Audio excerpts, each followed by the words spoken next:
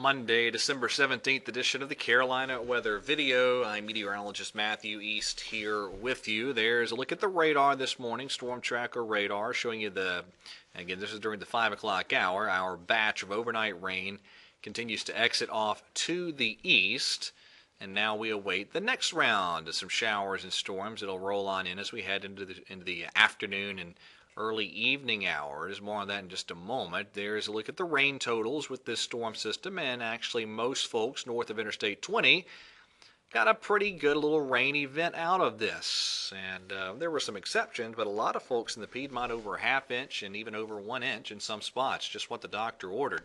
Now again, here comes the next batch of some showers and storms down in the parts of Mississippi and Alabama, and that wave of activity will get here a little bit later on into the afternoon and the evening hours. More on that coming up. Temperatures this morning quite mild for a December morning ahead of our incoming cold front. A lot of 50s through the Piedmont and the foothills. A couple of 40s mixed in. Cooler back into the Rocky Mountain region, the Plains states. Pretty chilly there. A lot of 20s spilling southward. And again, that's behind an incoming cold front. There's your high temperatures yesterday. It was a cool Sunday, relatively speaking, with some waves of rain moving on through. So there's our batch of rain that moved through during the night, and here comes the next batch ahead of that incoming cold front, and that's due in here as we get into this afternoon. Here's what it looks like on Stormcast. You can see that wave of showers and a few thunderstorms moving through this afternoon and this evening, and then we're back to a lot of sunshine as we get into the day for tomorrow. All right, on to the modeling here, and we're going to talk about what's ahead, some interesting possibilities down the road as well. Here's the European upper air chart for today. That trough swinging our way. That'll drive in our afternoon round of some showers and storms. Very quiet then through the midweek period, Tuesday and Wednesday. Some brief ridging across the southeast. That'll give us some mild afternoons and a lot of sunshine for Tuesday and Wednesday. And then here comes the next trough swinging our way. Pretty potent trough that'll move in by late Thursday and overnight Thursday night. That'll bring a pretty strong cold front our way. That'll bring another round of some showers and storms to us. And then again, this is all the European chart. You look all the way out here to the day after Christmas at 12Z, and that's what the European looks like. I'll get into that here in just a moment. Let me run through the days leading up to the next week on Christmas week. And here we are. There we go. This is today on the GFS now. You see that afternoon wave of some showers and storms moving through. Now, there is a chance of some severe weather across the region. There's your day one severe weather outlook, a slight risk running from southern Illinois down into Georgia, eastern Alabama, and South Carolina. And there's the tornado probabilities for today. You have a big 2% area that even extends up into southern North Carolina, 5% area in Georgia and South Carolina. So we'll have to keep an eye on those thunderstorms this afternoon. There is at least a limited severe weather threat associated with them. Now tomorrow we're back to sunshine, and looks like tomorrow's high is a lot of low 60s. Even though the cold front will move through, we'll have some downsloping winds, and not a bad day at all.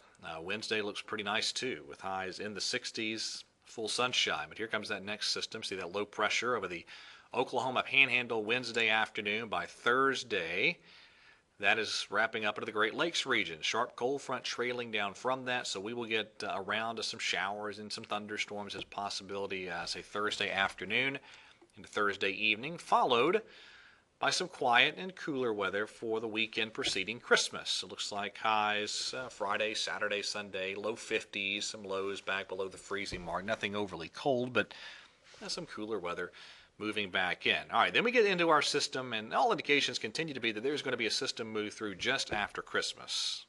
And let me go back to that European chart I was showing you. This is the 500 millibar chart up at 228 hours. So this is around daybreak the day after Christmas. And again, this is the European model. What you want to pay attention to is this low pressure here. And that, in turn, kind of keeps this next piece of energy in a more suppressed track on the European. Now, the GFS handles this differently. Let's see if I stuck the 500 millibar chart in there for the GFS. I thought I did. Yeah, here we go. And note it. All right, now here we go. There we go. Let me get to the GFS chart. There we are. Notice that low is a little bit further to the east, and this incoming trough is going to lift much further north on the GFS. And so here's the difference in what that looks like on the European modeling. This is valid, again, the day after Christmas in the evening. You have a Gulf low pressure area and also another low trying to pop near the Ozarks. But enough cold air damming that you have to at least monitor the possibility of some wintry weather, especially into North Carolina and the cold air damming areas. On the GFS model, it's a far different scenario. There's 240 hours. All right, here's the deal with the GFS. Stronger low is up there near Kansas and Missouri, and by the time you get out to the 27th on the GFS, that's a thunderstorm look.